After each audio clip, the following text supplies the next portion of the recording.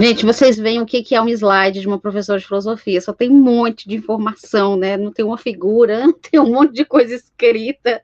É assim, é típico de filósofo, tá? Você vai falar assim, a professora não tem nenhuma noção de pedagogia. É um pouco isso também, mas é porque é muita informação, né? Quando a gente vai estudar qualquer um desses autores, né, da patrologia, né, tanto latina quanto patrologia grega, a gente está estudando um autor, a gente está estudando todos os outros, né? Porque existe uma consubstancialidade, até para já um termo aqui, né, muito, muito frequente na obra de São Máximo Confessor, existe uma consubstancialidade entre todos eles, de modo que quando a gente está falando de um, né, a gente acaba, né, falando de todos, de vários outros, de modo que os temas, eles meio que se repetem, né?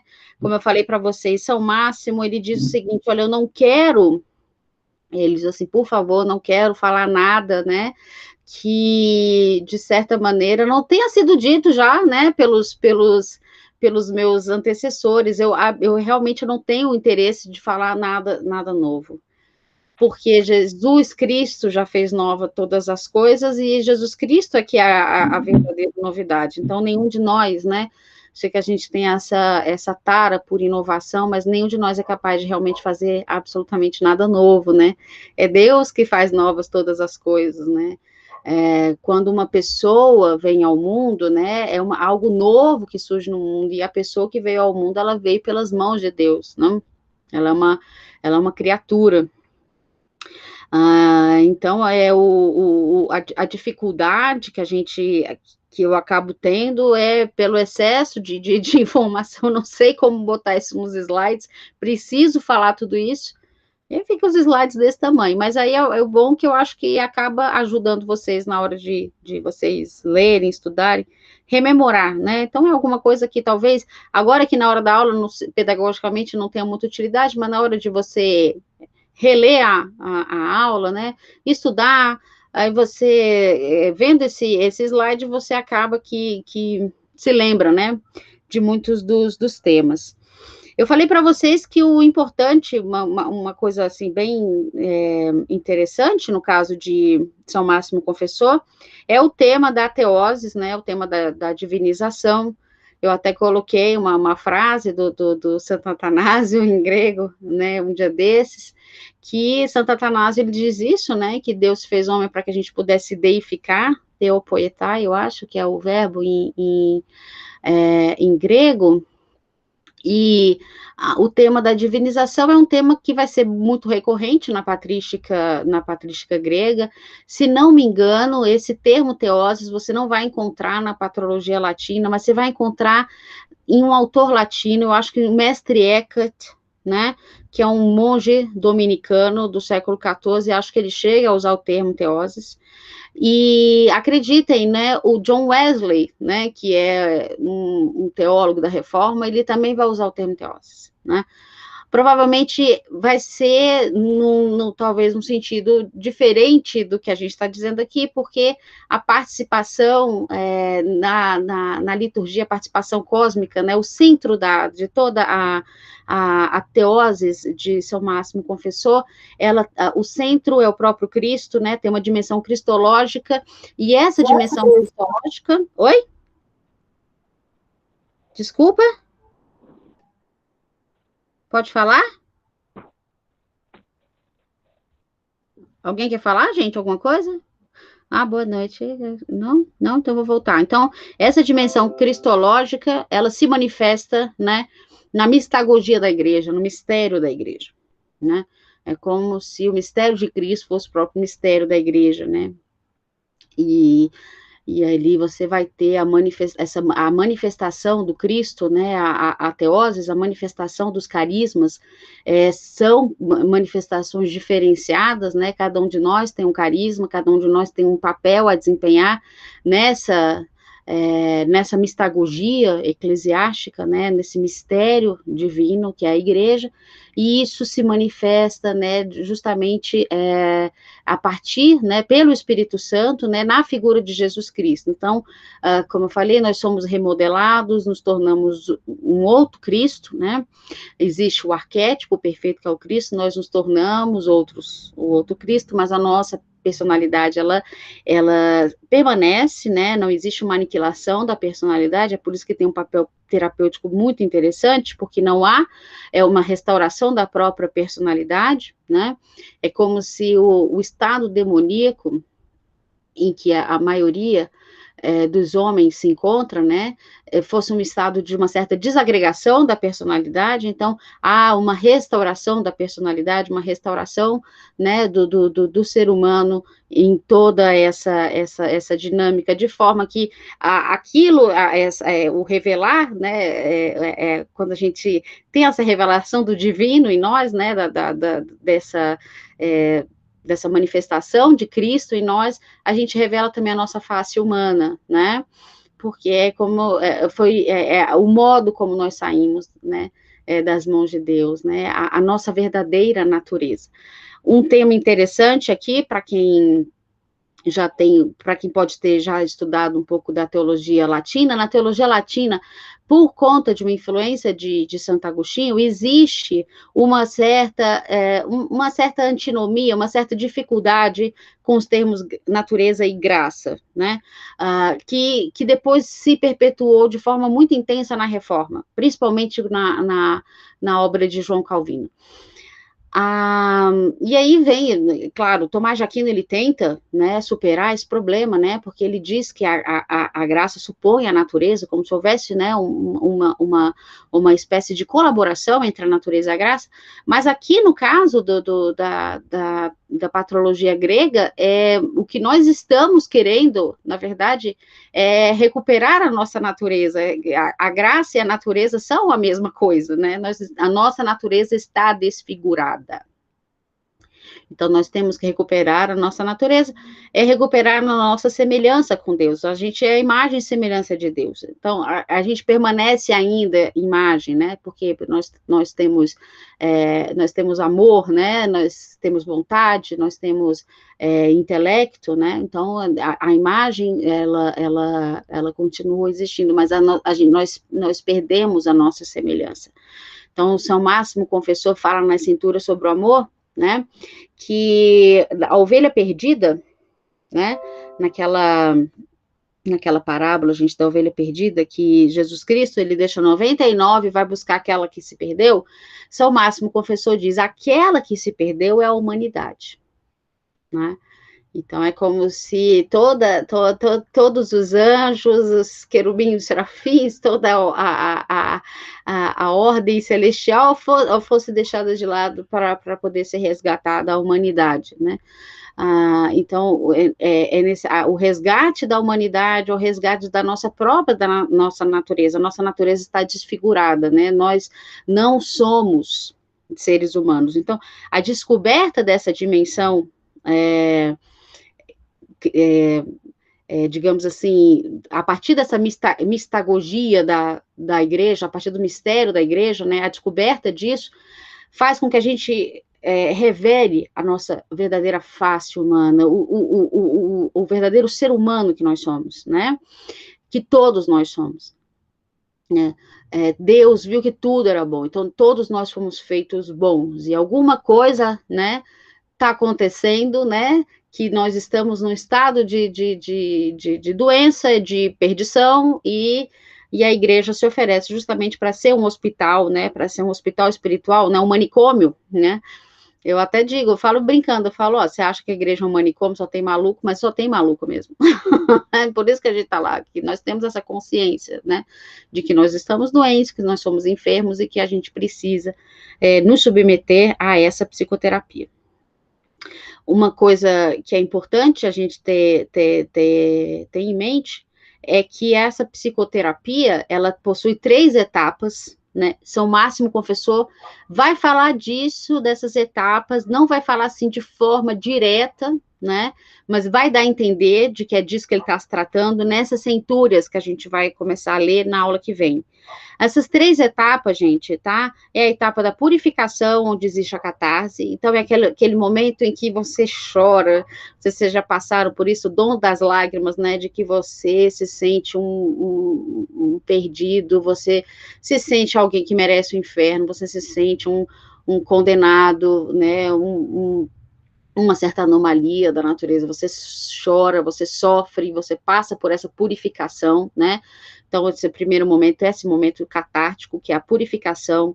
Depois a gente vai ter o segundo momento, que é o momento que a gente chama de teoria, né? Que é a palavra teoria, gente, do grego, tá? É a palavra que a gente traduz como contemplação. Então, quando a gente estuda filosofia, vocês vão ver que tanto Platão quanto Aristóteles colocam a teoria, né, como uma etapa superior a qualquer outra, né, no campo do nous, né.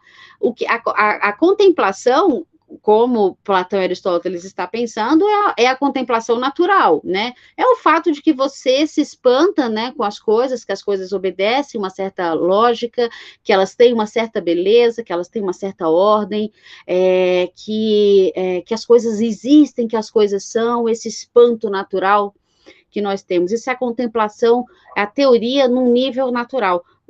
São Máximo Confessor não está falando a teoria aqui, no caso da teoria natural, uma especulação natural, mas a teoria mística, né? Então, seria a teoria mística, né? Essa segunda etapa, quando você já começa, de certa maneira, a perceber aqueles logoi que a gente disse, né? Nas aulas, na aula passada, que é uma espécie de um princípio, né? De inteligibilidade, um logoi que existe em cada um dos seres. E aí a partir dessa teoria mística, dessa especulação mística, a gente consegue, de certa maneira, né, conhecer as coisas tais como elas são, tais como Deus as conhece. Né? Oi, meu anjo. Então, assim, um paralelo entre a teoria natural e a teoria mística. Na teoria natural, você olharia as coisas, se espantaria, quer dizer, você vai fazer conexões entre essas coisas. E na teoria mística, o que é que você vê? Na teoria mística, a gente justamente a gente vai ver os logoi, de que São Máximo Confessor fala, né? Os logoi, que são justamente esses princípios lógicos, não gosto de falar lógicos, mas princípios discursivos, inteligíveis, que existem em cada uma das coisas, né? E que existem na mente divina.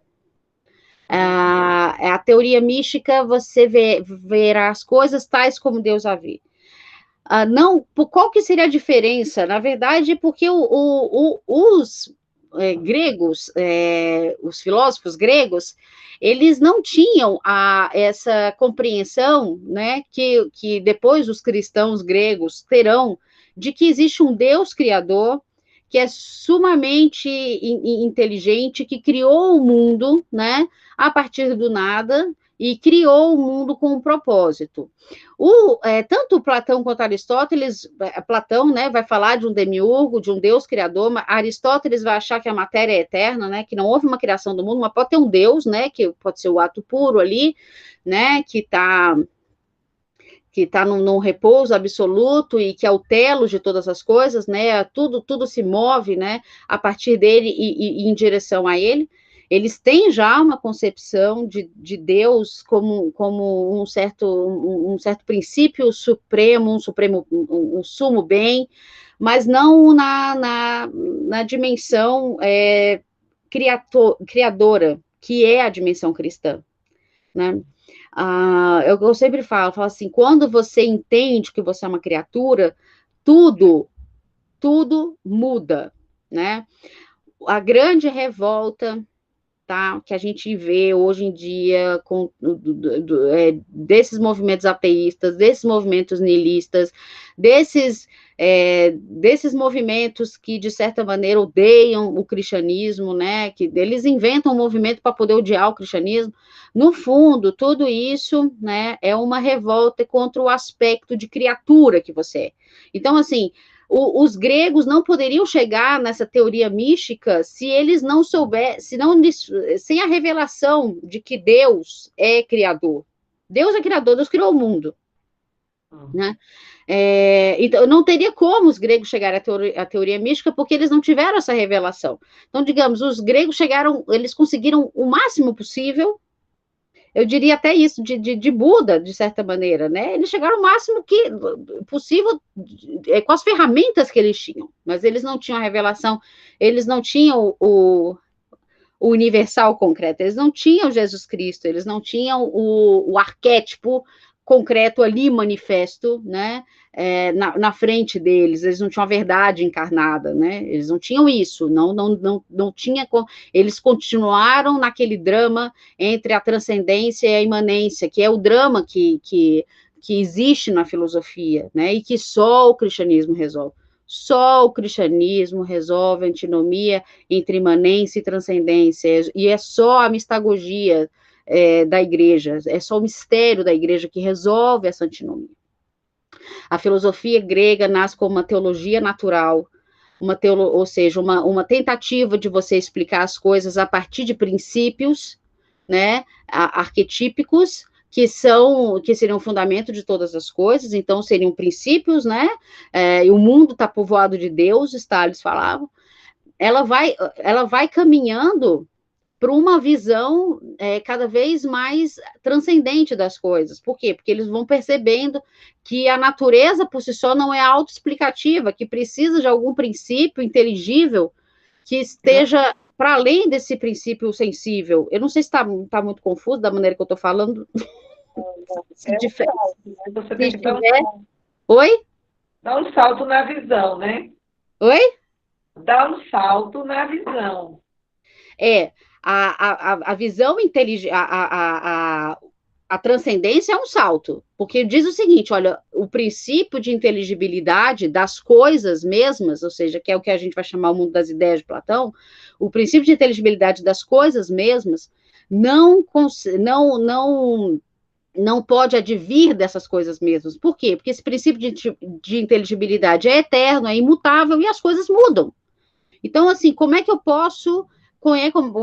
O problema dos gregos era como é que você consegue fazer com que as coisas, com que, por exemplo, eu, que sou um ser humano, eu tenha em mim a humanidade, mas ao mesmo tempo eu morro e a humanidade continua existindo. Como é que eu posso participar de uma coisa, de uma ideia perfeita, inteligível, e eu mesma não ser perfeita? Né? Então, o princípio da minha humanidade não está na minha própria matéria, não está na minha própria natureza, é alguma coisa que transcende, está para além dela, né? E que, na verdade, dá sentido à minha própria natureza. Uhum. A questão aqui é que com isso você criou um certo problema agora, porque você tem ali o mundo das ideias, que é o mundo inteligível, o mundo eterno, né? Ele, de alguma maneira, explica o mundo sensível, né? Mas o que eu poderia dizer para vocês é que no cristianismo o eterno ele veio para a história, ele se encarnou, e agora você consegue, de alguma maneira, resolver a questão, né? E o Vladimir Lossky, ele fala muito disso, né? Eu aconselho sempre a ler aquele livro, né? A Teologia Mística da Igreja do Oriente, que eu acho que é dos melhores livros que eu já li na minha vida, que ele fala justamente que é a Santíssima Trindade que resolve essa antinomia entre a imanência, a transcendência, porque na visão, né, da Santíssima Trindade, você tem ali operando a eternidade, a história, né, porque Jesus Cristo se encarna na história, e com isso vem uma escatologia, também um sentido histórico, né, e você tem o finito com o infinito, né?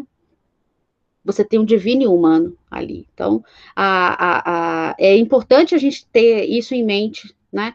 Que São Máximo Confessor é um autor em que a gente está permanentemente pensando divino e humano. Por isso, São Máximo confessou, com 83 anos, perdeu a língua, né? Arrancaram a mão direita dele, arrancaram depois a língua, né? Por quê? Porque é um autor que quer que essas duas naturezas sejam levadas em conta, elas estão trabalhando juntas, numa perfeita sinergia. Não existe uma ideia de uma imanência, né, do humano que vai se diluir no divino, que vai virar uma transcendência, né, e que vai se auto-aniquilar. Não, é uma sinergia, uma comunhão do humano com o divino, ou da imanência com a transcendência, da história com a eternidade, é uma comunhão, e essa comunhão se dá no mistério, na mistagogia da igreja.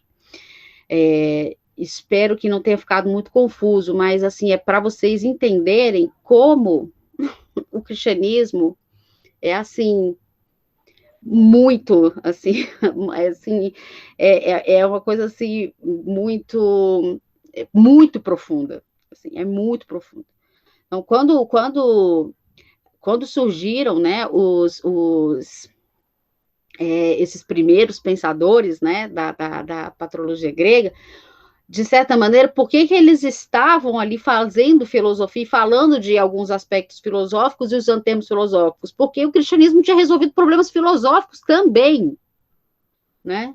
Eu não sei se eu cheguei a falar para vocês no WhatsApp, acho que eu cheguei a falar, falei, o cristianismo resolve problemas filosóficos também. É claro que o nosso problema aqui não é filosófico, o nosso problema é espiritual, mas a filosofia não deixava de ser uma espécie de providência divina, né? São Clemente de Alexandria falava isso, São Justino falava isso, é uma espécie de providência, né? Era o que os gregos tinham, né? O Jacques Maritain diz que o povo grego foi o povo eleito pela inteligência. Então, os judeus foram o povo eleito pela santidade, os gregos foram o povo eleito pela inteligência, os romanos são o povo eleito pelo pragmatismo.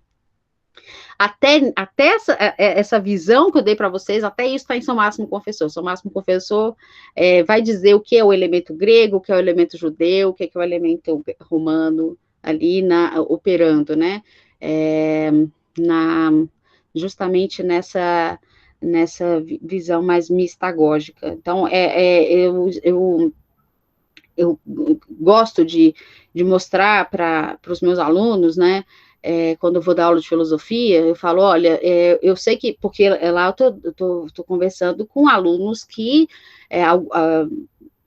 muitos deles, né, como são de filosofia, não tem religião nenhuma, né, assim, tem até uma simpatia no estudo de religiões, mas não tem religião nenhuma, e eu chego para esses meus alunos e eu falo assim, olha, eu sei que pode parecer que é um preciosismo grande você ter que defender os dogmas, ter que morrer pelos dogmas, eu falo, mas a questão é que esses dogmas todos, eles resolvem um monte de problemas filosóficos, né?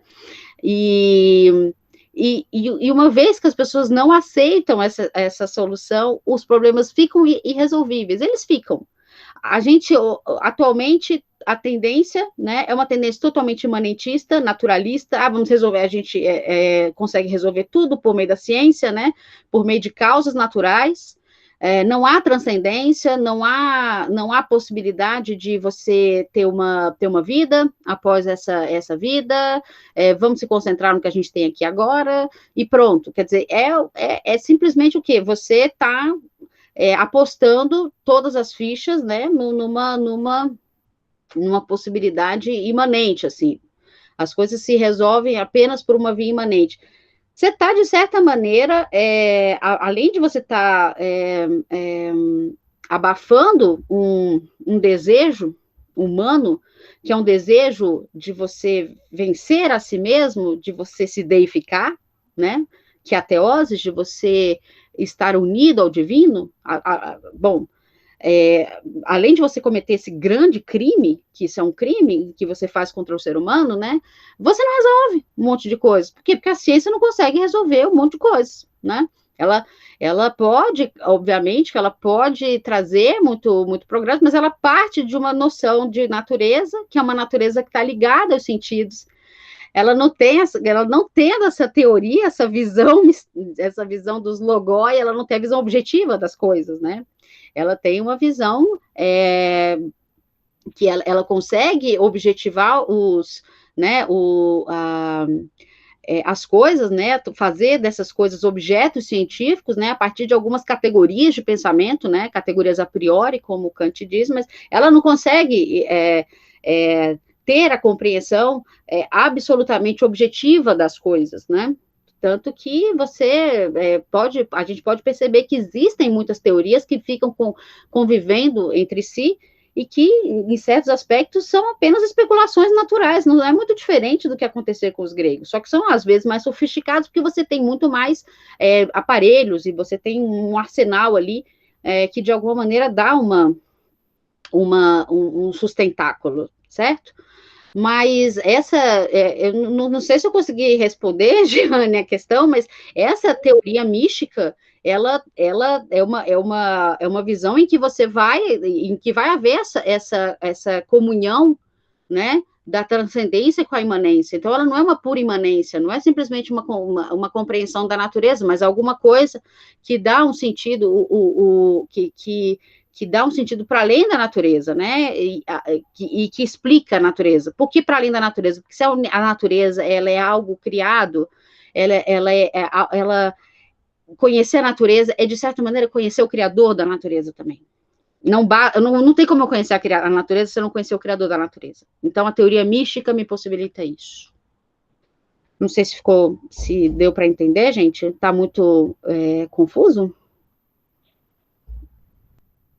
Tá todo mundo em silêncio. Tá dando para entender sim, professora. Então tá, queridos, ó. Depois então a primeira etapa, a catarse, né, que a gente tem, que a gente experimenta a metanoia. Ô, professora, só um momento, desculpe, peço perdão por interromper. Quando a senhora começou a falar de catarse aí, eu imaginei aquela terminologia que a gente utiliza, né, principalmente na Igreja Católica, que é a via purgativa, a via iluminativa e a via unitiva. É exatamente isso. Exatamente isso, né? É exatamente isso. Essas 3 vias. Aí a primeira via, essa via purgativa, catarse, que é o que a gente usa muito termo na ortodoxia, a gente usa muito termo metanoia, que é simplesmente aquela experiência que você tem que falar assim, eu não posso mais continuar viver desse jeito, eu preciso mudar, né? Eu preciso mudar, eu preciso de ajuda, que é quando, de alguma maneira, você pisa no seu próprio ego, né? Você vê que você não vai conseguir, que você fracassou, que você não consegue sozinho e que você precisa de ajuda, né? E aí que você eles falam muito do dom das lágrimas, né? A catarse é os dons das lágrimas. Inclusive, naquele livro que eu traduzi, que eu mandei para vocês, o Teoria Néptica, o monge que escreveu aquele livro, ele fala assim, que no contato de Jesus Cristo com a samaritana, Jesus Cristo fala assim, não, eu vou te dar uma água, né, que você nunca mais vai ter sede, e dessa água jorra um rio de água viva, né, no meu poço, né, jorra um rio de água viva, alguma coisa assim. E na Teoria Nética, o monge que escreveu o livro, ele fala que se trata dos dons das lágrimas. Então, as lágrimas seriam esses rios de água viva, né? Porque quando a gente passa por essa experiência, essa primeira experiência de catarse, né, ela é muito transformadora, né? Quando você chora, porque ao mesmo tempo que você se sente impotente, você se sente muito amado. Então, é uma coisa assim, seria essa primeira experiência purgativa, exatamente isso. A segunda, que seria essa etapa iluminativa, que seria da teoria mística, né?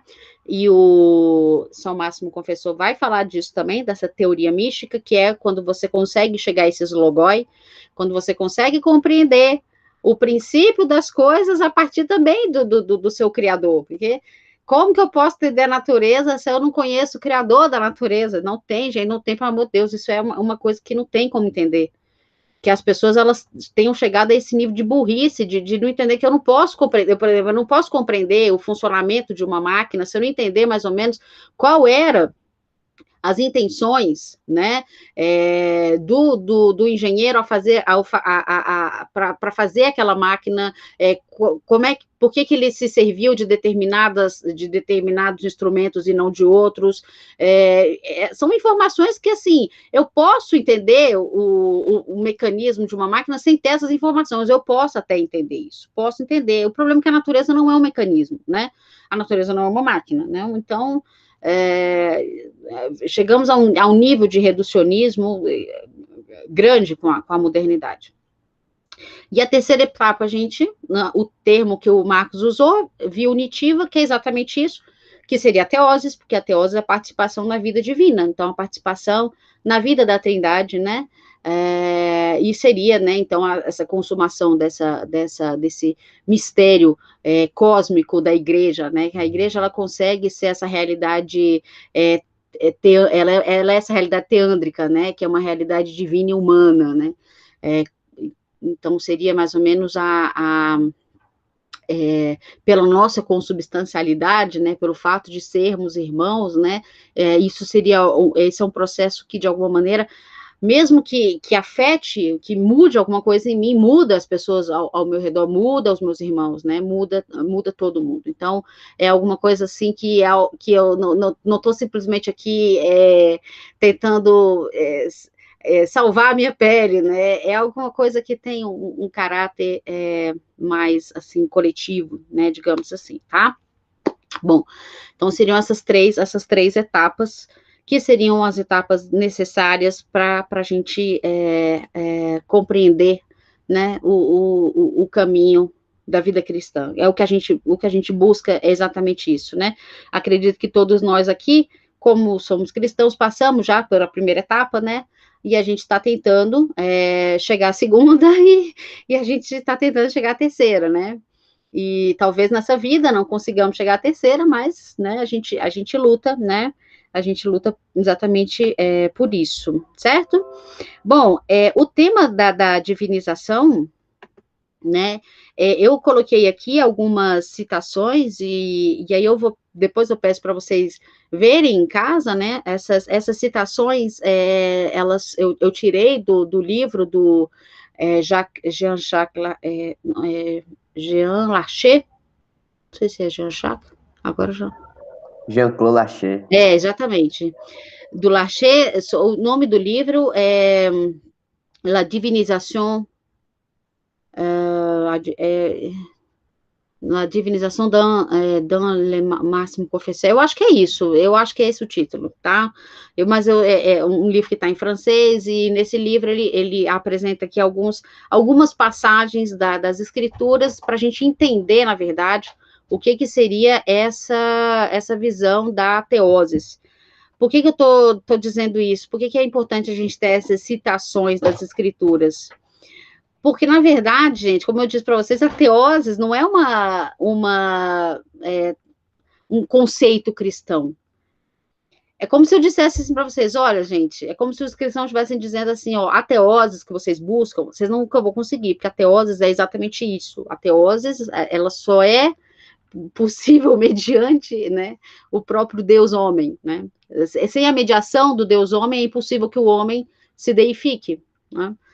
Então, é como se os cristãos estivessem dizendo exatamente que aquilo, esse desejo, que é um desejo que está meio que, um desejo como se tivesse recalcado em nós, que esse desejo dessa divinização, dessa união com Deus, né, ele tentou, né, de alguma maneira, superar esse recalque a partir de determinadas filosofias, né, ou de determinadas perspectivas teológicas, mas ele só, na verdade, se realizou, se efetivou com o cristianismo, com a noção de Deus homem, né, dessa dupla natureza. Então, São Máximo confessou, ele precisava defender a dupla natureza de Cristo, né, que já tinha sido defendido nos primeiros concílios, né, acho que no segundo concílio, né, segundo e terceiro, mas ele precisava também defender que existiam duas vontades operando ali, que existe a vontade humana e existe a vontade divina, e ele precisava defender também o sinergismo, a atuação divina e a atuação humana, porque não é um aniquilamento, né, do ser humano, não é um aniquilamento, não é a união com Deus não é uma morte do ser humano, né, mas é uma união entre o ser humano e Deus, né, estão fazendo algo juntos, né, é uma participação, quer dizer, existe, não é, nós não seremos, nos fundiremos, assim, como se fosse uma espécie de panteísmo, né, a alteridade entre ser humano e Deus se mantém, e eu acho importante essa questão da alteridade se manter, né, porque assim você respeita justamente, né, o caráter da individualidade, da personalidade, né, de cada uma das pessoas. Então, essas citações são importantes para que a gente possa compreender em que sentido se daria a teoses a partir da visão cristã, né, da cristologia. Então, ao tema da divinização, deve ser anexado também o da criação do homem à imagem e semelhança de Deus. Então, nós temos aqui no livro do Gênesis, no livro da sabedoria, né, aqui Gênesis capítulo 1, versículos 26 e 27, livro da sabedoria, capítulo 2, versículos 23, Deuteronômio, capítulo 14, versículo 1, nos Salmos, o Salmo 81, versículo 6, esse aí é famosíssimo, todo mundo fala desse salmo, que diz assim, vós sereis Deus. Depois, Salmo 88, versículos 27 e 28, livro da sabedoria, capítulo 2, versículo 8, capítulo 5, versículo 5, né? E vejam o livro da sabedoria, que é um livro que eu acho que não tem na Bíblia protestante, é um livro que é muito, muito, muito, muito bom de se ler, né? Foi o meu livro de cabeceira por muitos anos. São Mateus, né? Hoje é o dia dele, inclusive, capítulo 6, versículo 9, Romanos, capítulo 8, versículos 14 e 17, Gálatas, capítulo 3, versículos 26, capítulo 4, versículos 4 a 7, depois Mateus, capítulo 5, versículo 48, livro da sabedoria de novo, capítulo 2, versículo 23, capítulo 5, versículos 15 e 16, capítulo 6, versículo 18, primeira carta aos Coríntios, capítulo 15, versículo 53, primeira carta de São João, capítulo 3, versículo 2, e onde será glorificado, São Mateus, capítulo 3, versículo 43. Bom, uma coisa importante que a gente precisa ter em mente aqui, que de alguma maneira vai fazer uma diferença entre o catolicismo romano e a ortodoxia, que ficou conhecido como a querela exicasta, né, no século XIV. Óbvio, a gente sabe que São Máximo é bem antes disso, né? São Máximo, ele está ali, né, no século VII, né? Então, ali, ele não tem nada a ver com isso daí, tá? Com essa querela exicasta, né? Vocês sabem que o exicasmo é acredito aqui que todo mundo, né?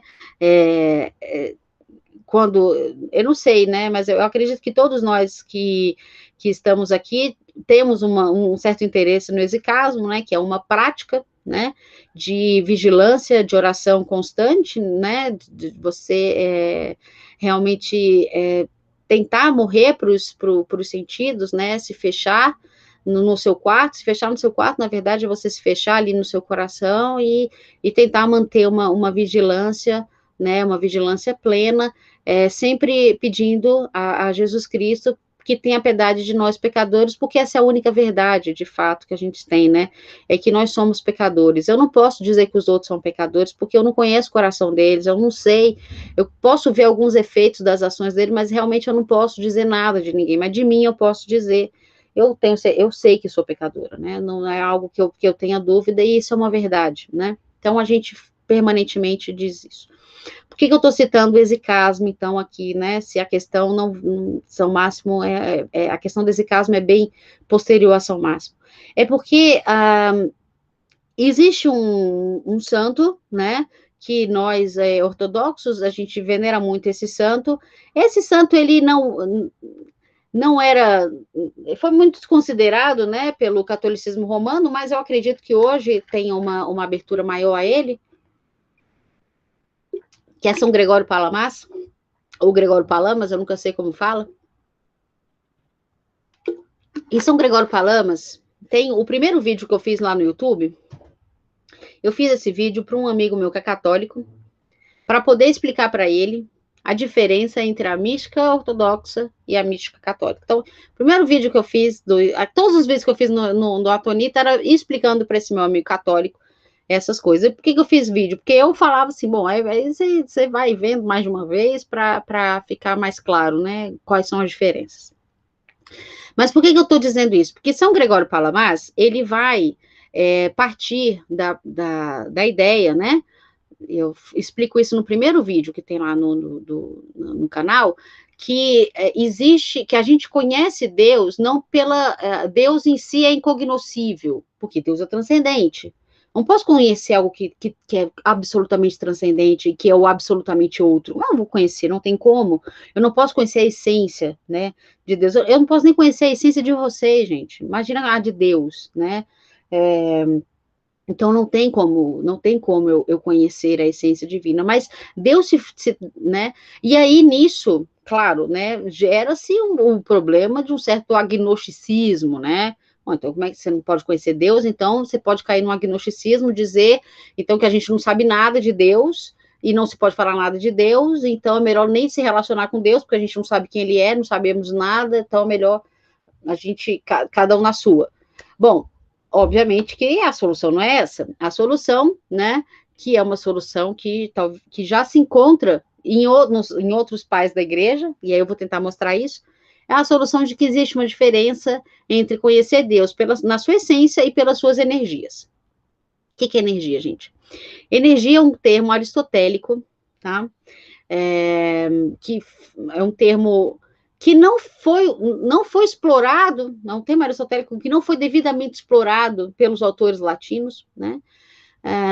Provavelmente porque não se conhecia Aristóteles, né? No mundo latino, passou-se a conhecer Aristóteles no século XII, a partir, né, de tradução dos árabes, quer dizer, o Aristóteles que entra no mundo latino é um Aristóteles mediado já pela influência dos muçulmanos, né?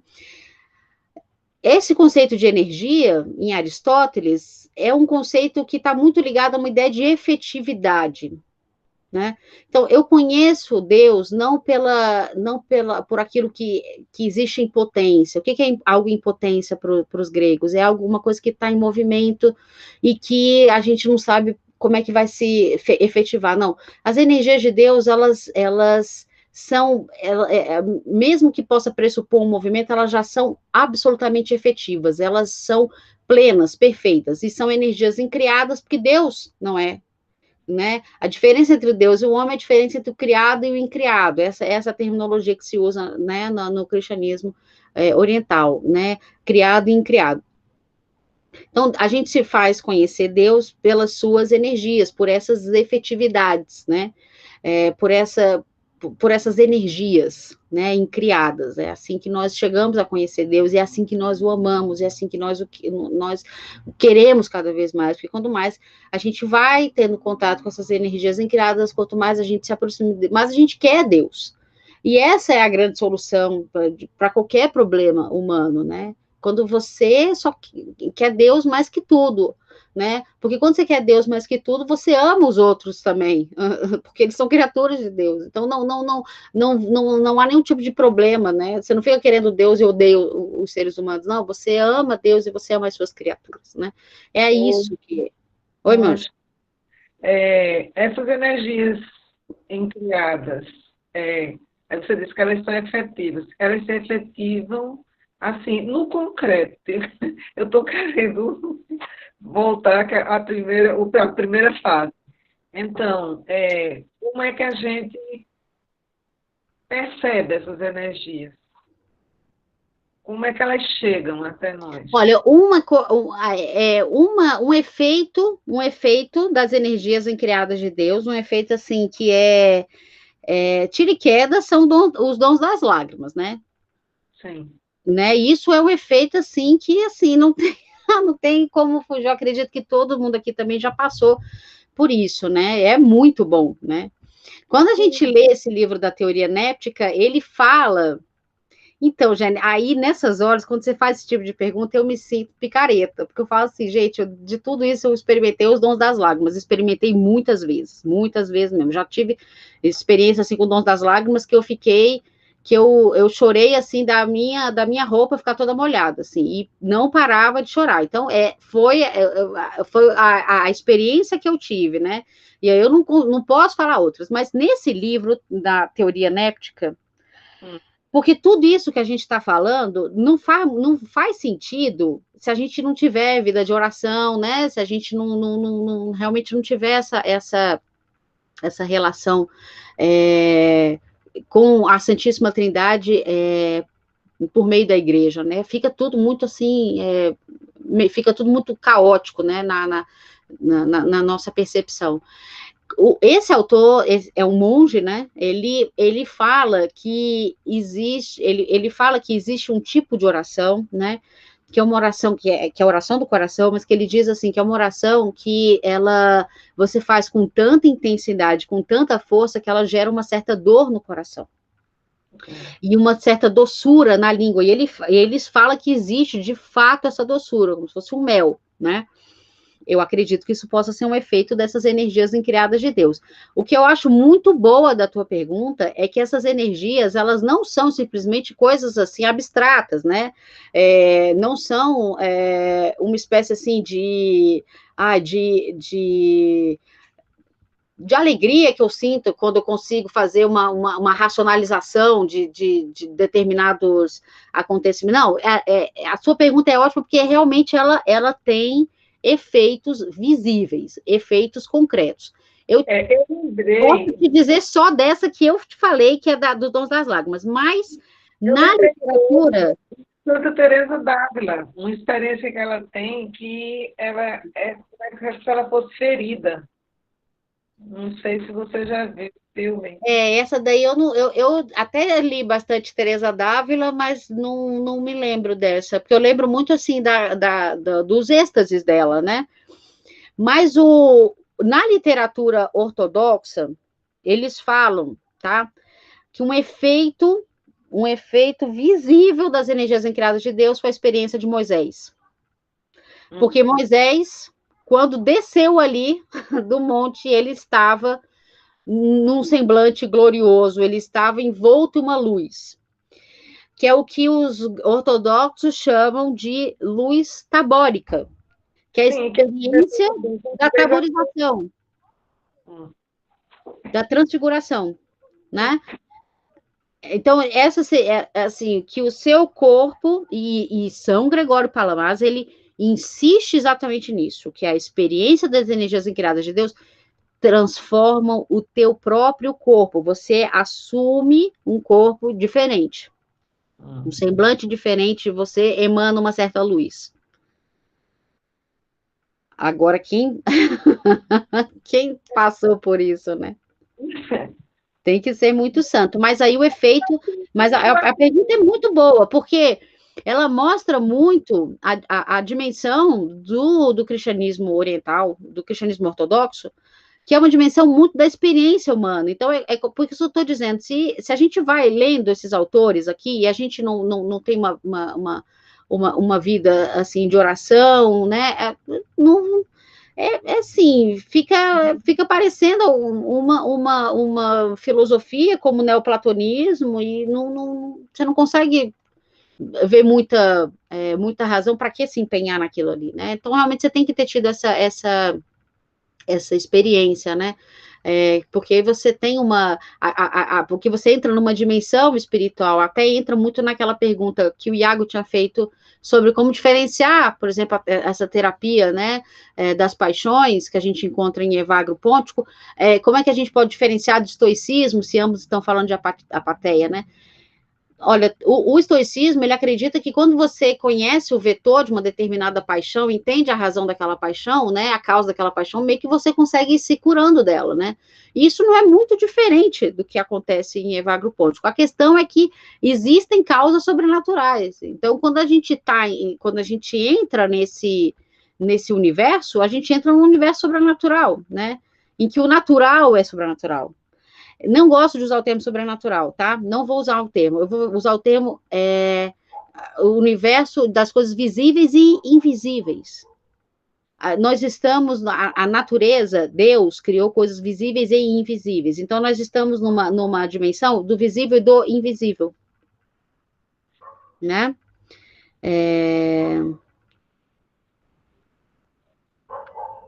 Então, assim, eu não sei se deu para explicar. Como a gente, talvez, Giane, como possam existir efeitos invisíveis também dessas energias incriadas, né? Sim. Porque a gente... Até insights, talvez, uma coisa assim, até mais sutil, mas que resolve alguma coisa espiritual, talvez já seja isso. Não tão, assim, não tão claro, digamos assim, mas que pode acontecer. Respostas, às vezes, talvez, de, sei lá, indagações espirituais. Será? Pois eu não sei dizer. Né? Porque, como eu te disse, eu posso só falar da experiência que eu tive, que provavelmente é a de todos nós aqui, que é a das lágrimas. Eu tive, como eu falei, já tive várias vezes, né? E eu já tive de forma, assim, muito intensa, de eu ficar, assim, 4 horas num estado, assim, no mesmo estado, na mesma posição, chorando sem parar. E, assim, mas chorando um choro calmo, um choro, assim, você fica rezando e vai descendo as lágrimas. Que foi uma das experiências mais fortes da minha vida, mas não, eu acredito que isso é contato com as energias incriadas. Eu acredito também que, eu não lembro quem foi que fez essa pergunta, não sei se foi o Marcos, mas assim, por exemplo, quando a gente estuda mística sufi, né, você vê que tem alguns elementos parecidos, né, com a mística cristã, não só a exicasta, né, mas a cristã em termos gerais, né, algumas orações, a questão da invocação, né, invocação do nome de Deus, né, ou então determinadas práticas ascéticas. Eu acredito que todas essas práticas ascéticas, elas têm uma interferência no nosso nous. Existe uma diferença entre o nous e a razão. A razão, o termo que se usa em grego é logik, né? E o nous é o que a gente entende como intelecto. Mas o intelecto não é o que as pessoas entendem como intelectual hoje em dia, né? O intelectual é aquela pessoa que gosta de ler, estudar. Bom, o intelecto, o nous, para os gregos não é isso, e para a patrística cristã também não é isso, né? É alguma coisa muito mais profunda que isso daí. É onde existem onde você consegue ter acesso a essas realidades invisíveis, né? Porque a gente não tem só realidades visíveis, a gente tem realidades invisíveis também. O que eu acho, quando você estuda esses autores e você estuda os autores contemporâneos, me parece que eles são muito os contemporâneos, eles são muito superficiais perto dos antigos. Eles partem de uma visão compartimentada da natureza, eles acreditam demais na realidade visível, né? E de certa maneira também eles continuam, né, com esse desejo de deificação, só que sem Deus, né? Eles continuam nesse pecado de Adão, né? Que no final das contas é a soberba humana, né? Você quer se tornar Deus sem Deus. E o pecado de Adão é exatamente esse, né? Mas então vou voltar aqui, tá? Para o que a gente estava falando, para a gente não ter muita digressão. Posso continuar? Vocês querem falar alguma coisa?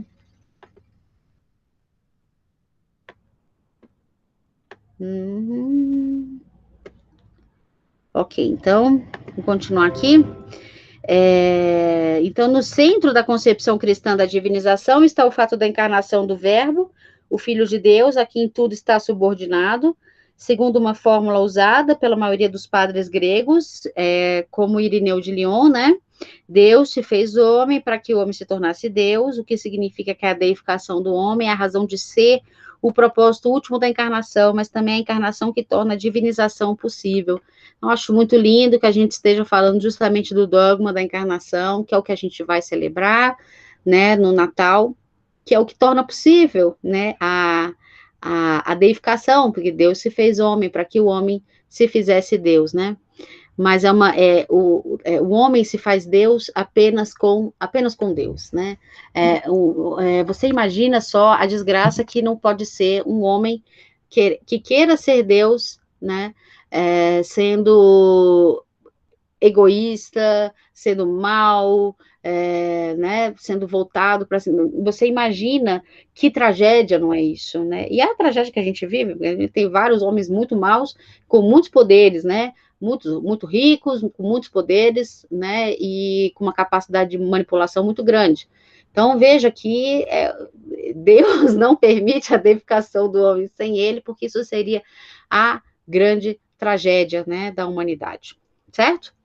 A partir de então, os ideais próximos à deificação, que o cristianismo e as religiões não cristãs defendiam em conjunto, revelam seu significado especificamente cristão, a semelhança com Deus, realizada pela imitação de Deus nas virtudes, e a semelhança com Cristo, que se realiza pela imitação de Cristo, fonte e modelo de toda virtude, a participação nos bens divinos e a participação em Cristo por meio do Espírito Santo, incorruptibilidade, imortalidade, atributos escatológicos do homem, salvo e deificado, não são propriedade de sua própria natureza, mas dons de Deus, além disso, não são recebidos apenas pela alma, mas pelo corpo.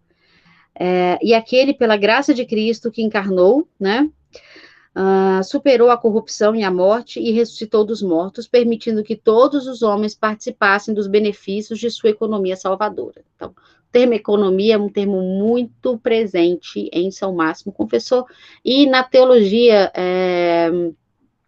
ortodoxa, né, em geral, né, o termo da economia, a gente sabe que vem de oikos, né, que é casa, né, então essa economia salvadora é o nomos, né,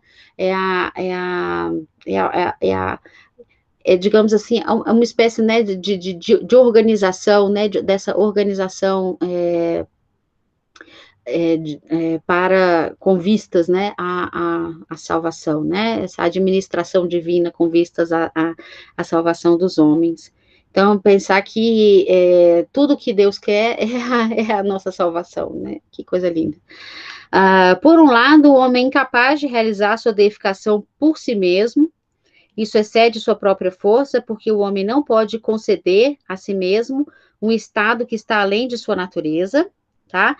Então, quer dizer, uma grande diferença entre esses projetos. Então, eu falei do São Gregório Palamas, que vai ser séculos depois, né, eu falei dessa distinção entre energias incriadas, né, a gente conhece a Deus não pela sua essência, mas a partir das suas energias incriadas. Então, eu falei da experiência da luz tabórica, né, de que fala São Gregório Palamas, mas por que eu citei isso, né? Não para fazer uma digressão, mas, na verdade, para dizer que essa diferença entre essências e energias é uma diferenciação que vai existir em alguns autores já anteriores a São Gregório Palamas, por exemplo, como São Gregório de Nissa, tá? E essa diferença existe também, né?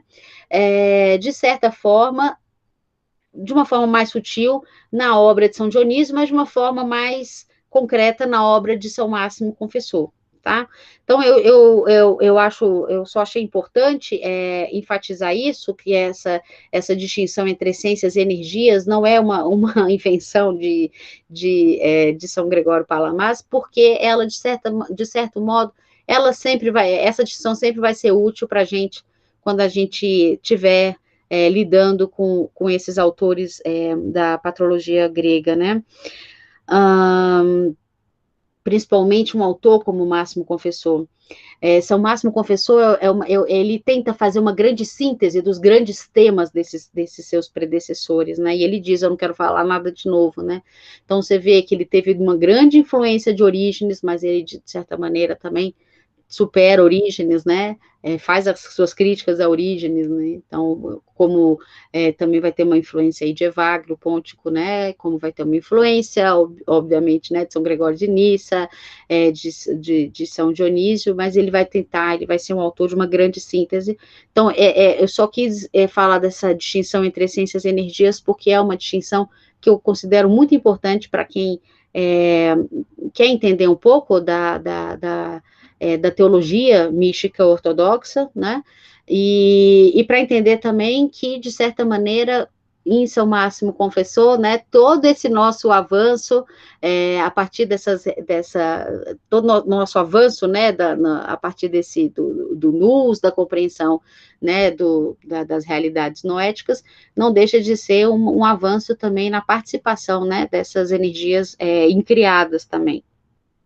Quando a gente lê São Máximo Confessor e a gente vê aquele grande homem, né? Eu falei para vocês, esse grande Marte, né? Imagina uma pessoa de 83 anos, arrancam a mão dela, arrancam a língua, né? Se submete à tortura, passa fome, passa frio, né? Quer dizer, coisas terríveis que a gente não consegue admitir com uma pessoa jovem, mas muito menos ainda para uma pessoa idosa, né? Ele passa tudo isso, como ele aguenta isso? Provavelmente ele um autor que já estava ali na teoses mesmo, né? Que já tinha passado por todos esses processos. Eu acho importante também, gente, e eu acho que ele é um grande exemplo para os dias de hoje, São Máximo, porque São Máximo, ele não tinha, ele submeteu, todo esse sofrimento que ele passou foi porque ele não se curvou ao imperador. O imperador estava querendo se intrometer em questões dogmáticas, sabe? Como se, assim, sei lá, o presidente da República, ele falasse que tem que ter um concílio para se resolver uma determinada questão dogmática. Isso é uma coisa absurda. E ao invés do patriarca, né, ficar ao lado de São Máximo, o patriarca seguiu o imperador. Então, você vê ali, vai ser a grande luta, né, da ortodoxia, da doutrina correta, né, contra os poderes desse mundo, né? Se o patriarca ele está ao lado do imperador, então não tem como ficar ao lado do patriarca se ele está ao lado do imperador, o imperador está errado, né? Então eu acho que tem um texto do George Florovsky, aquele grande teólogo, eu acho que ele é búlgaro, né? Acho que ele é búlgaro. Ele tem um livro sobre a história de São Máximo Confessor.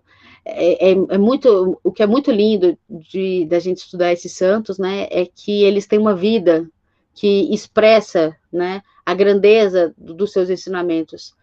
Isso existia na filosofia também, né, na filosofia antiga, até mesmo um filósofo como Epicuro, que é um filósofo que fala, né, que não acredita na imortalidade da alma, que fala no prazer, né, nos prazeres da vida, né, ele teve uma vida bonita, né, até mesmo Spinoza, que é um filósofo do século XVII, que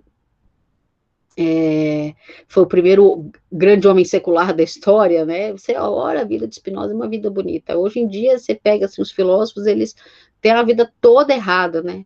Eu não sei o que faz as pessoas quererem ler alguém que se julga sábio e tem uma vida toda errada, né? Graças a Deus, quando a gente estuda nossos santos aqui, a gente vê pessoas em que a vida, né, e revela a obra dele, que existe uma completa, né, harmonia entre a vida deles e a obra deles, e São Máximo é uma expressão clara disso daí. Deixa eu voltar aqui, né? Bom, e aí, mais uma vez, né, eu acho que eu tô até cansando vocês, mas sempre a gente usar o termo deificar, né, a divinização, não pela natureza, mas pela graça, ou seja, nós não teremos uma natureza divina, tá? Então, a diferença entre a teologia cristã e essas teologias orientais, onde há uma fusão do homem pelo divino, é que elas acreditam, ou então mesmo na filosofia hermética, por exemplo, né? O ser humano já é um ser divino, ele não sabe disso, ele está num certo esquecimento, ele está meio que exilado dele mesmo, então ele tem que fazer um percurso, né, ele tem que fazer uma certa saga, né, fazer um certo percurso para que ele possa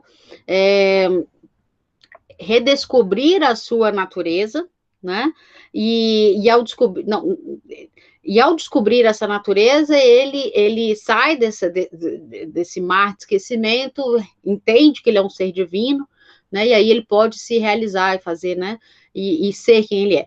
Não é assim no cristianismo, né? Nós temos uma natureza, nossa natureza humana, e aqui eu acho muito lindo isso do cristianismo, a humanidade tem uma dignidade, né? O ser humano é um ser com uma imensa dignidade, uma dignidade tão grande que Deus fez homem, né? Ele não precisa se aniquilar, ele não precisa renunciar à sua humanidade, ele precisa realizar a sua humanidade, né? A nossa natureza, né, ela está desfigurada, a nossa natureza é boa, né, então existe esse otimismo. Obviamente que essa visão que eu estou oferecendo não é uma visão de todos os cristãos, você vê que os cristãos protestantes têm uma visão muito pessimista com relação à natureza humana, mas aí eu volto para vocês com relação àquela dicotomia entre natureza e graça, que eles têm, né, que os protestantes têm, porque eles veem que é como se a natureza, ela meio que impedisse a ação da graça. Então, a graça, ela vem que, na verdade, vencer a natureza, suprimir a natureza. Mas essa visão não é a visão, tá, do cristianismo, não só do cristianismo grego, mas do cristianismo latino também. Por exemplo, não é a visão de Tomás de Aquino. Tá? Ainda que Tomás de Aquino tem uma visão muito mais otimista, né, da natureza humana, certo? É por isso até que ele é aristotélico, porque ele tem um certo otimismo com relação à natureza humana. Ok, Ô, gente? professora, Fala, meu anjo. isso que a senhora acabou de falar é muito expresso assim num termo usado pelo calvinismo chamado de depravação total do homem, né? Que Exato. ali no pecado de Adão, a natureza, ela se torna de fato depravada, né? Então, não tem mais jeito, né? Só com a graça, né? Só que a graça tem que vir aí, isso faz, e estuprar o homem. É o Marcos que está falando, né? É porque Isso. eu não consigo enxergar. É o Marcos? Isso, sou eu, Marcos. Então, Marcos, e o que eu acho é o seguinte, é que essa visão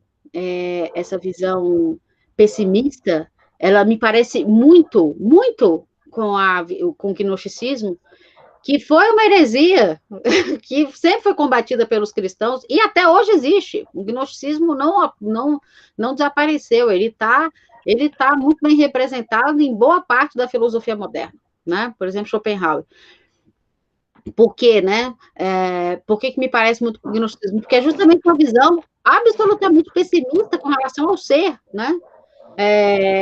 Não há o que fazer, porque se eu tenho uma natureza completamente depravada, eu estou à mercê da graça divina, bom, e se Deus não quiser me abençoar, eu estou lascado. E o que é pior, eu estou ferrado aqui, estou ferrado depois também, né? Uhum. Obviamente, muitos teólogos calvinistas vão tentar dizer que as coisas não são assim, vão tentar remediar, mas, assim, grosso modo, é um problema meio que insolúvel, e me parece muito com uma visão, né, mais próxima do gnosticismo, porque o gnosticismo, ele tinha um certo ódio à natureza, né? Portanto, o movimento ecológico, ele pode ter, sim, uma inspiração cristã forte, porque a natureza, ela é uma realidade icônica, né? Até em São Máximo Confessor, por exemplo, a natureza, ela é um ícone, né? Ela é uma realidade icônica, a natureza é obra de Deus, você tem que amá-la, né? Enquanto que no gnosticismo você tem um certo ódio da natureza, um ódio tão grande que você tem que transcender a natureza, né? E esse ódio da natureza, né, quando você percebe, né, que a sua natureza é má, que a sua natureza é depravada e que ela é horrível, o que você pode fazer é implorar pela graça divina para que ela te conserte, né? não me parece muito com uma visão, assim, gnóstica, no sentido de que os gnósticos, eles achavam bom morrer, né, porque você se livra desse mundo horrível, né, você se livra dessa carne, né, você não pode, imagina, né, você tem que ser... Você não pode ter família, você não pode procriar, né? Eu não sei se vocês conhecem aquela fundação católica, a Fundação Montfort, a esposa do professor Orlando Fedeli, ela falou, né? Tem um vídeo dela que ela fala que foram os gnósticos, né, que inventaram os métodos anticoncepcionais. E isso faz todo sentido, porque você odeia a vida, né? Então, a vida é ruim, a natureza é ruim, para que colocar mais gente no mundo, né? Cioran, parece. E não é essa a visão cristã. A visão cristã é crescer-vos e multiplicar-vos, né? Porque, apesar do mundo, né, ele estar, né, desfigurado por conta do pecado, né, Deus nos chama, Deus não quer, né? Esse foi o mundo que a gente nasceu nesse mundo aqui que está todo errado, mas ele não surgiu assim, né? E não precisa ser assim. Então, eu aí comungo com aí eu diria, né, para vocês que a visão católica e a visão ortodoxa são visões muito mais otimistas com relação à natureza humana do que uma visão, a visão mais protestante, que seria uma visão mais negativa mesmo, né, de uma natureza totalmente errática e totalmente depravada, né. Tanto é assim, né, que nós temos a questão do livre-arbítrio, da sinergia, né? Por que nós veneramos Nossa Senhora e eles não veneram? Porque nós veneramos porque existe uma ação de Nossa Senhora, né? Uma ação, ela é a perfeita sinergia, né? O humano divino, ali, a perfeita sinergia se dá na ação de Nossa Senhora. São Máximo Confessor tem o livro mais lindo do mundo sobre Nossa Senhora. Eu até mandei no grupo para vocês. Então, é isso, né? Nós somos livres, nós vamos sempre escolher. Eu não lembro qual foi o autor que falou, ele diz assim: olha, se determinadas antinomias, tá, teológicas surgirem, sempre opte pela liberdade humana. Isso daí é algo que não é negociável. O ser humano é livre. E ele faz as suas escolhas, ele é responsável, de certa maneira, né, pelo seu destino. Pode falar, querido. Não, isso que a senhora falou, da própria questão da santidade, tem uma figura que Lutero usa, que ela descreve muito bem como o protestantismo enxerga a santidade, né, o processo de justificação e imputação, que ele disse que o homem é como se fosse um pedaço de estrume, e a graça de Deus, ela é como um floco de neve que cai sobre esse estrume, escondendo e revestindo um interior que continua podre, né? Que continua depravado, mas que agora está se revestindo com a graça, né? Que seria essa justificação extrínseca, né? A imputação justificativa, como se utiliza também na linguagem teológica, que é diferente de uma visão católica ortodoxa, né? Onde a graça, ela vai transformando a natureza do homem, né? Exatamente, ela vai ajudando, na verdade, assim, ela nos ajuda a nos tornar aquilo que sempre fomos, a verdade é essa, né, aquilo que nós, como saímos das mãos de Deus, eu sempre falo, olha, gente, a gente já foi inocente, a gente já foi puro, todos nós já fomos puros, todos nós já fomos inocentes, e, assim, toda vez que você olha para um ser humano, assim, que você acha que está totalmente, né, nesse estado de amartia, que a gente chama de pecado, né, em que ele está completamente desfigurado, você pensa que ele já foi um neném, ele já foi uma criança, ele já foi puro, ele já foi inocente, então todos nós já fomos. Assim, a gente tem que recuperar exatamente essa inocência, né, que nos foi dada. Então, para a gente, eu acho até que é de São Máximo também, acho que ele fala isso nas Centuras sobre o Amor, mas eu não tenho certeza agora se é dele. Que para você entender, né, para você tentar ver o que pode ser mais próximo ao semblante divino, é o semblante de uma criança, porque a criança é pura, né, ela é inocente, ela, né, ela tem alguma coisa ali nela de santo, né? E quando a gente, por exemplo, a gente olha para esses, eu não sei se vocês já tiveram, né? Eu sei que a Giane já teve essa experiência, mas se vocês já tiveram essa experiência de estar, né, no mosteiro, de ficar em mosteiros, né? Eu já fiquei em mosteiro feminino, já fiquei em mosteiro masculino também. Né, porque eu fiquei várias vezes naquele mosteiro dos trapistas, né, quando eu era católica.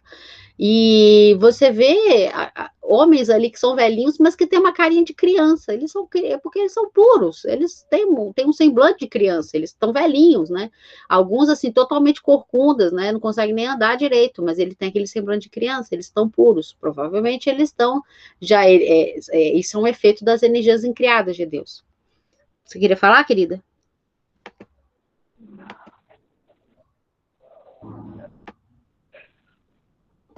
Você quer falar, Jane? Não. Ah, tá. Então, pensei que você queria falar.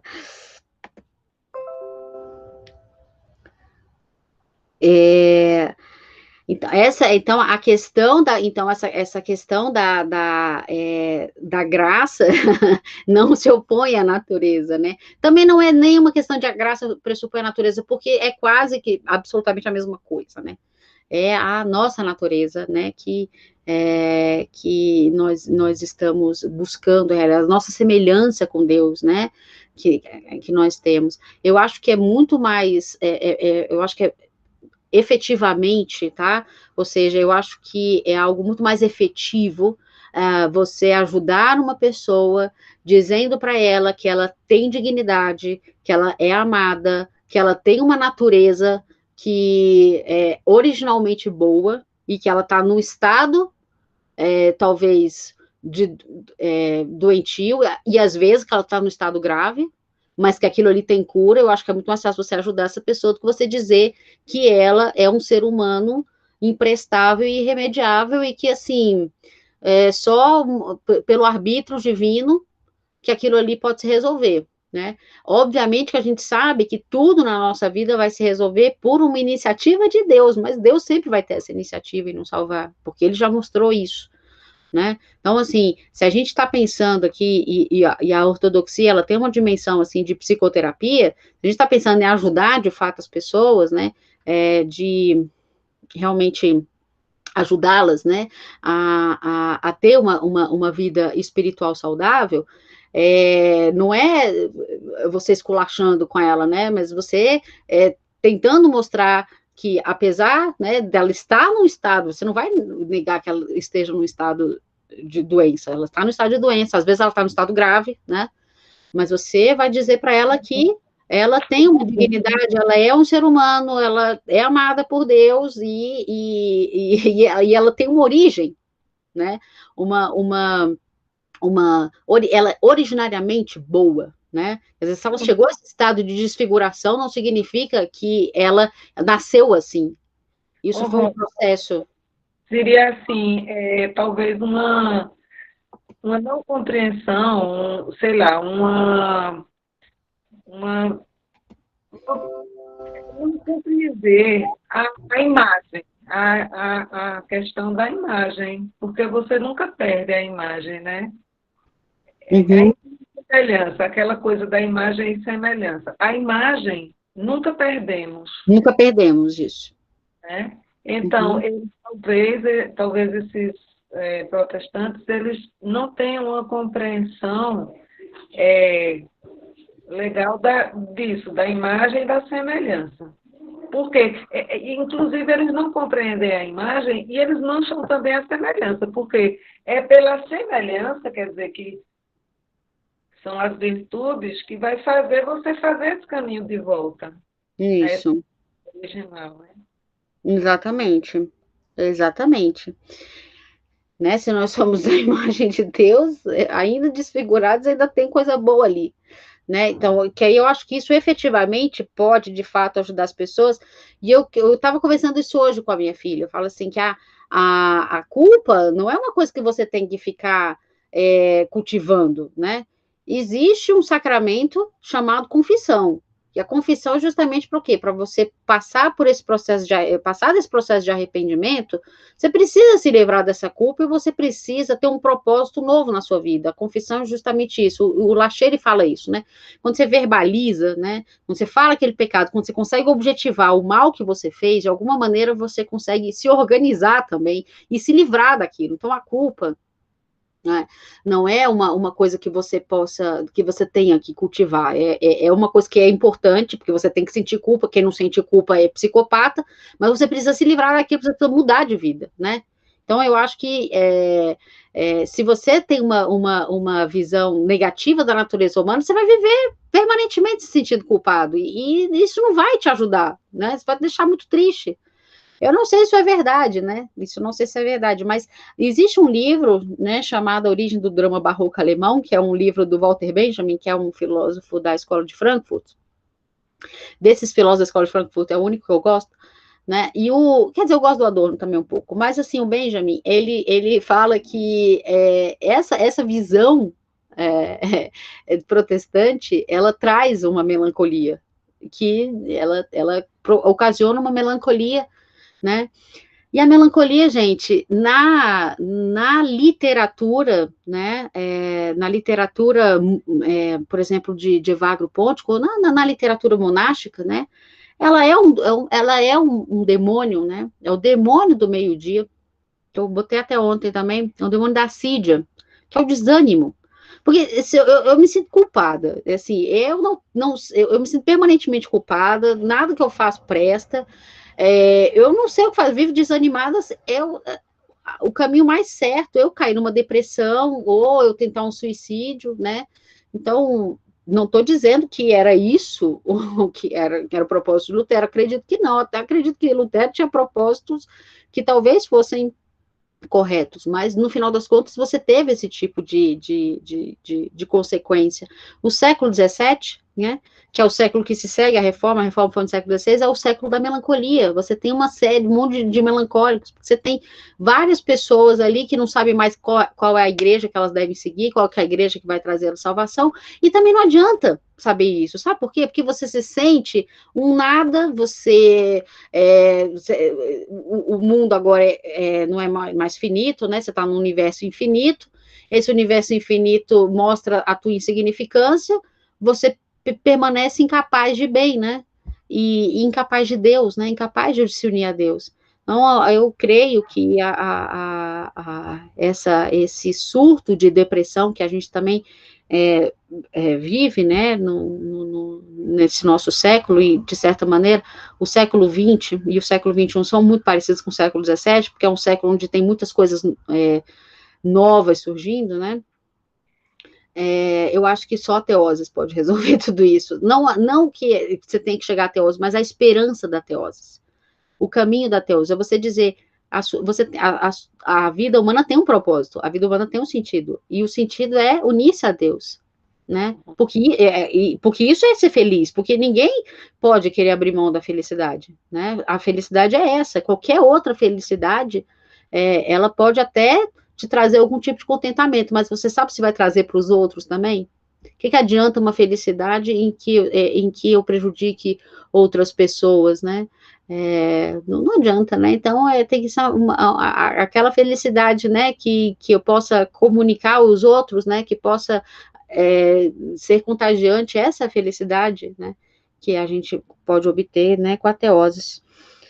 Eu acho que não vai... Gente, eu não vou mais ficar nesses slides, não. Olha o tanto que tem, a gente não viu foi nada. A gente ficou no slide 20.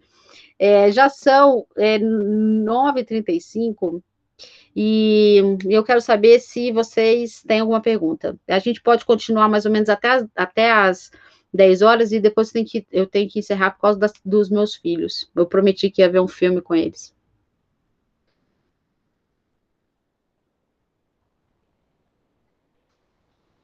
Posso continuar? Vocês querem que continue ou vocês querem que encerre? Que já são 9h35. O que vocês preferem? Por mim, a gente pode continuar, se ninguém tiver dúvida. Então, tá, eu vou continuar mais um pouquinho, a gente acaba mais ou menos às 10, então.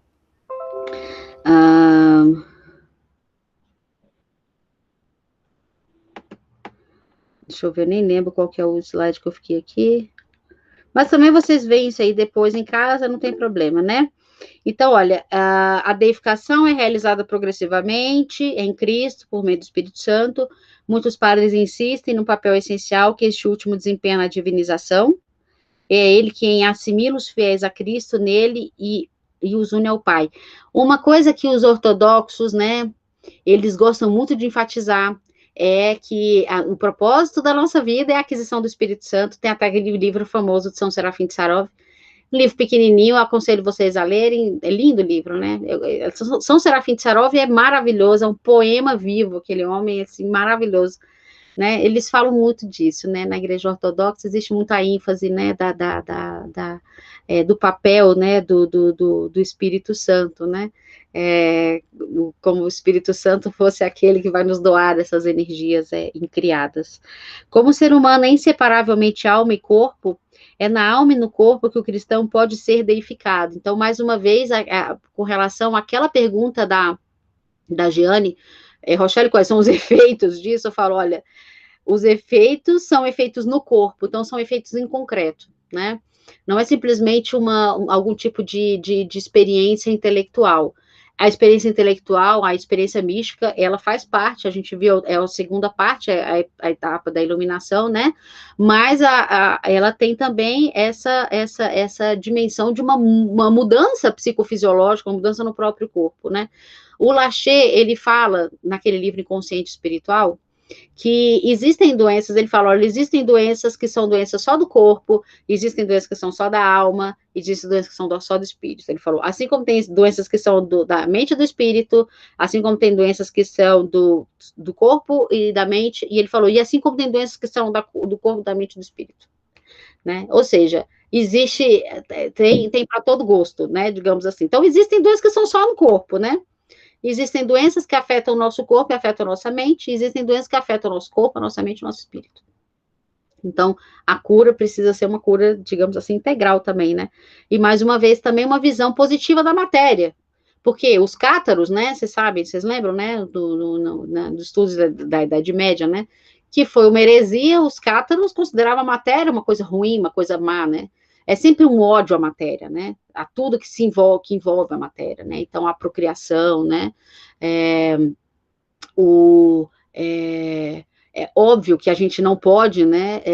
A gente não pode cultuar a matéria, né? Que é o mundo que a gente vive hoje, né? Que é o mundo do culto à matéria, né? Não, mas a matéria tem a sua dignidade, porque ela pode ser um veículo para Deus. Então, é esse, né? Ela pode, a matéria, o corpo, pode ser um templo do Espírito Santo, né? Então, quando, uma vez purificada, a matéria tem a sua dignidade também. Então, Jesus Cristo veio santificar a matéria também, por isso ele encarnou, por isso ele veio em carne, né? É muito legal, eu acho, aquela passagem que São Tomé, ele tem que tocar as chagas, porque é carne também, né? Jesus Cristo, ele se faz carne, né? Ele se dá como carne e sangue. Então, existe essa santificação da matéria, né? Não é simplesmente... Por que nós, né? Engraçado contar uma coisa para vocês. O meu ex-marido, ele é sérvio, e ele teve uma família que era ortodoxa, mas ele foi criado no comunismo, ele absolutamente é indiferente à religião. Não liga para isso, né? Não acredita em vida após a morte, nada disso. Mas, quando a mãe dele morreu, ele se negou, e a mãe dele faleceu no Brasil, né? Seria muito mais fácil ele cremá-la, né? E depois ele levava as cinzas para a Sérvia, mas ele se negou a fazer isso. Ele falou, uma coisa eu não faço, eu não cremo a minha mãe. Por quê? Porque, no fundo, existe um cristianismo ortodoxo ali dentro dele, né? Os cristãos ortodoxos não fazem cremação, né? Eu nunca vi, pelo menos. Porque o corpo tem uma dignidade, o nosso corpo não é uma tralha. Jesus Cristo foi sepultado, a gente segue, né? A gente imita Jesus Cristo nisso também. Jesus Cristo foi sepultado, seremos sepultados também. Não é uma coisa que você tem que se livrar, né?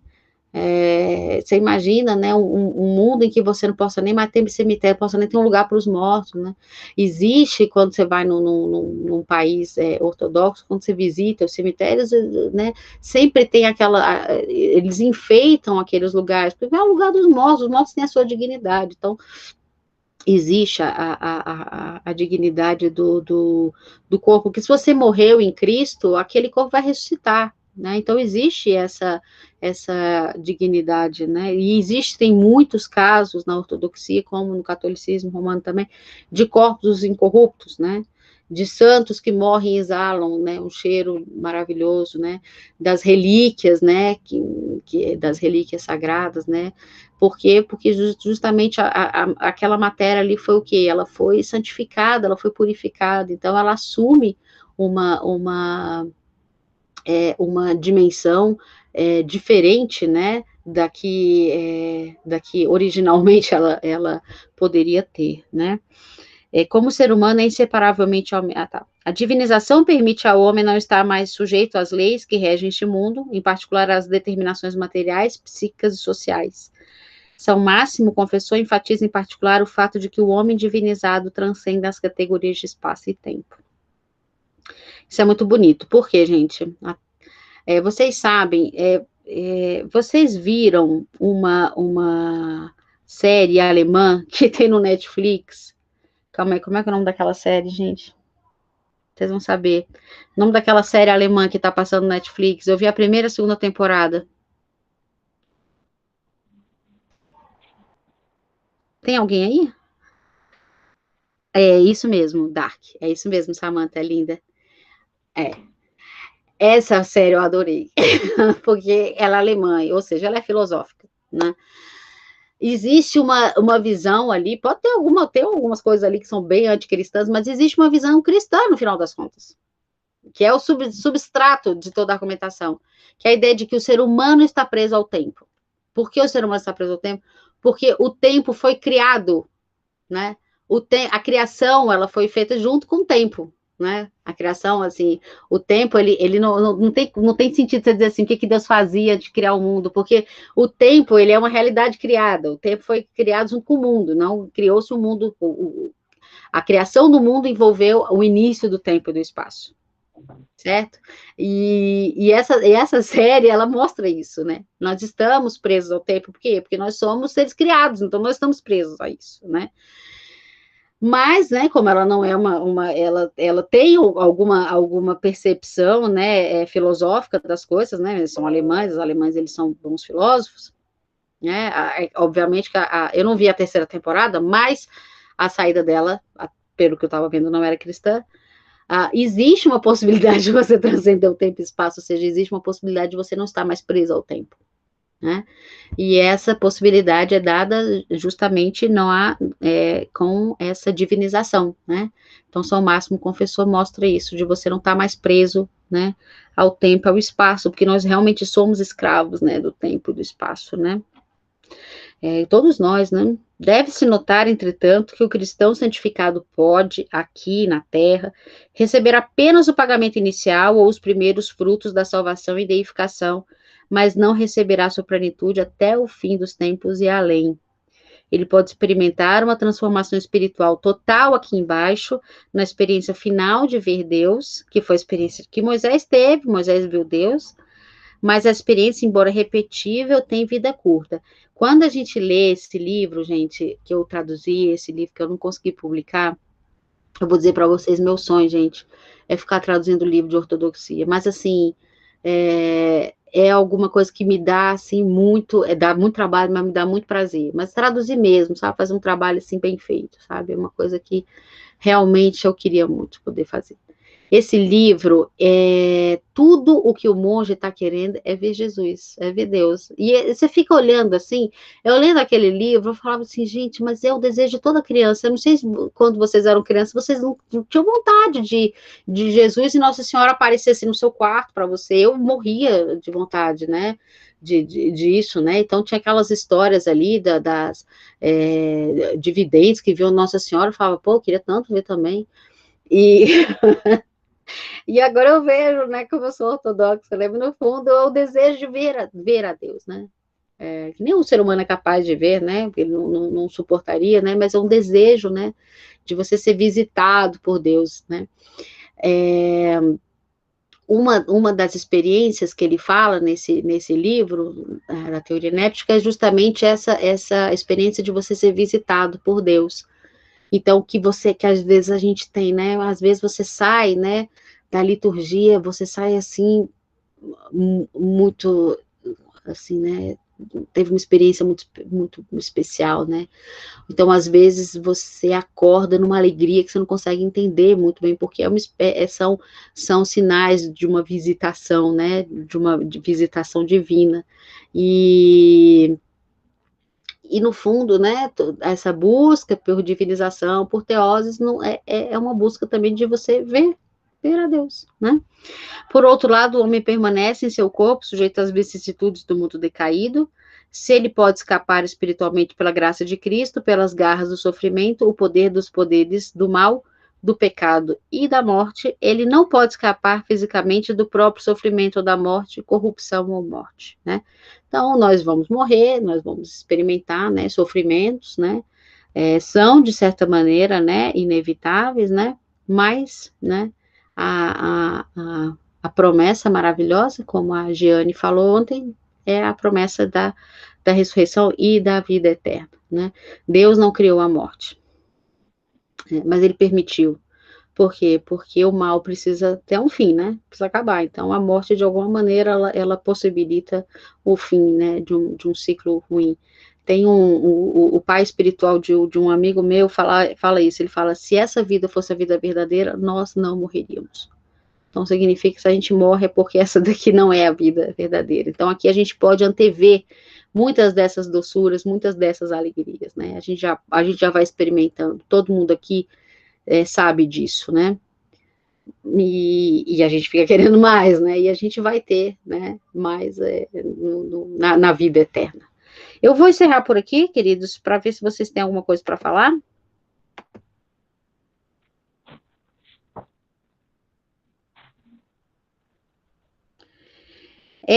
Você começou a ler, Iago, essa diferença. O Iago escreveu aqui, ó, ele disse assim, ó. Qualquer suposta alteração no tempo é uma anomalia, exatamente. Vamos ver aqui que o Iago escreveu. A senhora chegou a diferenciar essência e energia, comecei a ler a cintura sobre a encarnação do verbo e me deparei com a diferenciação entre essência, energia e potência, não consegui entender. Tá bom, eu vou fazer o seguinte, Iago, eu vou explicar isso aula que vem, porque tem exatamente eu estava pegando uma bibliografia, de uma tese que eu até botei ontem para vocês, que ele faz um glossário, e ele vai exatamente explicar o que é a ousia, que é essência, a energia, porque a essência é a ousia, é a substância, tá? A energia existe em Aristóteles, tá aqui uma diferença entre potência e ato, tá? Então, tudo aquilo que está em potência está em movimento. Então, por exemplo, Iago, uma criança, ela é um adulto em potência. Ela é o adulto, ainda não é. Então, ela está crescendo, está se desenvolvendo para um dia virar adulto. Então, ela potência, o termo é dinamis, né? Então, tudo aquilo, daí vem a palavra dinâmico, né? Tudo aquilo que é dinamis, que é dinâmico, está em movimento, está em potência, né? E o que é em ato? O que é em ato é puro, imóvel, perfeito, pleno. Então, daí, o primeiro motor imóvel, né? Ele é imóvel, por quê? Porque ele está realizado. O que está em ato está realizado. Só que nós temos o conceito de energia de Aristóteles, que seria alguma coisa que está em movimento, mas está realizado. Entende? Quer dizer, alguma coisa que se move, que é efetivo, mas está realizado. A energia de Deus não tem um certo movimento porque ela quer se realizar, porque ela está se desenvolvendo como uma criança está se desenvolvendo. Não. Ela simplesmente ela é um efeito, mas ela já está plenamente atualizada, plenamente efetiva, plenamente realizada. Então, são 3 termos: energeia, né, que é algo efetivo, que já é perfeito, tá? Pleno, mas se move, né?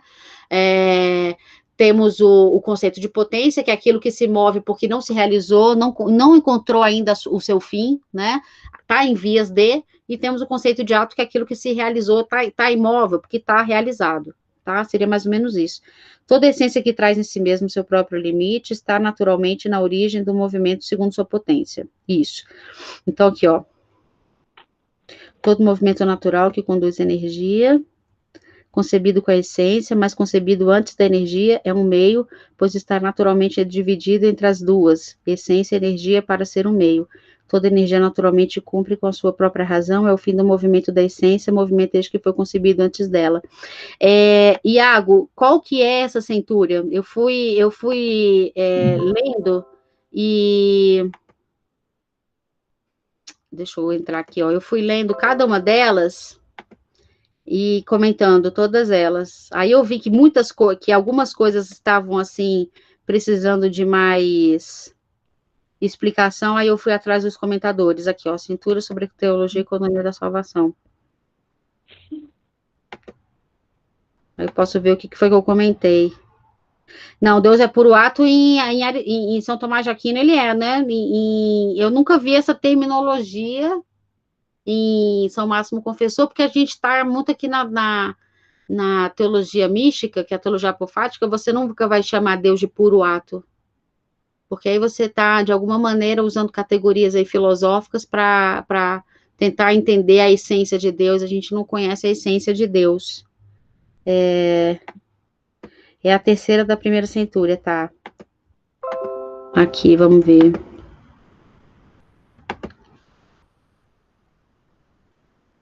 Toda essência traz em si mesma seu próprio limite, está naturalmente na origem. Você desculpa, tá, Iago? Eu tô sem óculos, eu fico meio ruim fica meio ruim para eu ler. Toda essência que traz em si mesmo seu próprio limite está naturalmente na origem do movimento, segundo a sua potência. Todo movimento natural que conduz energia, concebido com a essência, mas concebido antes da energia, é um meio, pois está naturalmente dividido entre as duas, essência e energia para ser o meio. E toda energia naturalmente cumprida por sua própria razão é o fim do movimento da essência, movimento este que foi concebido antes dela. A observação que eu coloquei é: uma essência limitada se move de acordo com a sua potência. Então, por exemplo, uma essência que tenha limites, ela vai se mover de acordo com a sua potência, né? Por exemplo, o exemplo da criança mesmo. A criança, ela tem uma determinada essência, ela tem uma determinada substância, né? A substância dela é o quê? A sua própria humanidade, essa é a sua essência. Então, todo movimento, tá? Que vai se ocasionar, vai ser de acordo com a sua própria potência. Essa potência vai tentar realizar essa essência. A criança, para Aristóteles, ainda não é a humanidade realizada, ela vai se realizar quando ela se tornar adulta. Então, a potência, ela se move para a realização de uma determinada essência. O movimento é um meio entre a essência, a causa e as energias, o efeito. Talvez vejamos aqui São Máximo dizer que podemos ter acesso às energias divinas, ainda que Deus, em sua essência, permaneça inacessível. Isso daqui, eu preciso ver, na verdade, como é que está esse texto no inglês, aqui, noutra tradução, porque realmente eu achei essa tradução meio ruim. Aí o que foi acontecendo foi exatamente isso. Eu fui vendo que tinha alguns termos, porque eu falei para vocês, é difícil, tá? São Máximo Confessor, vocês estão vendo aqui, o texto não é fácil, né? Então, sem a gente entrar em alguns conceitos, fica difícil. Todo movimento natural que conduz a energia, concebido com a essência, mas concebido antes da energia, é um meio, pois está naturalmente dividido entre as duas, essência e energia para ser um meio. Então, eu acho que é exatamente isso. O movimento que está ligado às energias, tá? Não é um movimento que você possa conceber segundo uma potência, porque não é um movimento que está tentando realizar uma essência limitada, mas é um movimento que está tentando realizar uma essência que em si mesma é ilimitada e inacessível. É o que eu consegui entender. Toda energia naturalmente cumprida por sua própria razão é o fim do movimento da essência. Então, essa energia, como essa energia é uma energia incriada, tá? Ela vai ser naturalmente cumprida pela sua própria essência. Então, essas energias, o conceito de energia seria alguma coisa ligada a um movimento, mas a um movimento em que não há a necessidade de realização de uma essência, tá? Eu falei para vocês, a criança, o movimento ligado ao desenvolvimento de uma criança é alguma coisa que está em potência. Esse movimento é um movimento que, de certa maneira, vai realizar a essência, não é isso? Quer dizer, então, a criança, ela vai se dizer... Porque para os gregos, o movimento é tudo que está ligado a desenvolvimento. O movimento não é só deslocamento. Então, uma criança que está crescendo, isso é movimento, tá? Então, esse movimento, ele visa o quê? A realização de uma essência, que é a realização da essência daquela criança, né? Que é a sua própria humanidade. Aqui no caso de Deus, esse movimento está ligado às energias divinas. Não é para realizar a essência de Deus. Deus não se realiza com isso, tá? É simplesmente um movimento que é natural à essência divina, mas não as energias, esse movimento, ele possibilita, né, o acesso a essas energias, mas isso não é o modo como a essência de Deus se realiza. A essência de Deus é plena, é pura, perfeita, né, e inacessível. Eu acho que, não sei se deu para entender. Obrigada, Marcelo. Deu para entender, Iago?